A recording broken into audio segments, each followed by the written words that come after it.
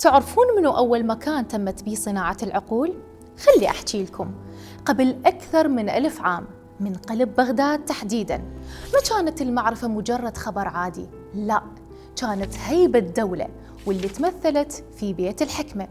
الناس ما كانوا يقرون كتب بس، إنما كانوا يصنعون عقل العالم.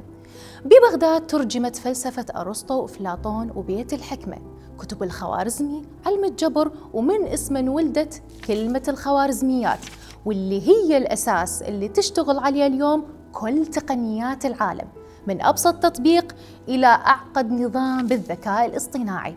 هنا بغداد ما كانت مدينة طلاب، إنما وجهت العالم كله حتى يتعلم.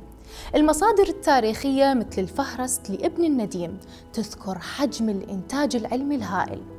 أما منظمة اليونسكو تصنف ذلك العصر من أعظم العصور المعرفية بتاريخ البشرية، ولأن التعليم كان مشروع دولة مو مجرد ملف ثانوي. طيب شنو اللي صار؟ اللي صار هي نفس الأرض، بس للأسف المشهد تغير وصارت الصفوف مزدحمة والمدارس تحتاج ترميم وأعمار من غير نقص الكوادر. أما المناهج أيضاً للأسف مدت تواكب الواقع. تقارير البنك الدولي تأكد تراجع جودة التعليم. بسبب شنو؟ بسبب سنوات من الأزمات وضعف الاستثمار. واليونسكو تحذر من فجوة تعليمية تخيلوا تهدد جيل كامل هنا إذا ما صار إصلاح حقيقي. المفارقة الصادمة تعرفون وين؟ إنه البلد اللي علم الحساب طلاب اليوم يدرسون بظروف ما تساعدهم حتى على الفهم، والبلد اللي صدر المعرفة صار يستورد أبسط نماذج التعليم.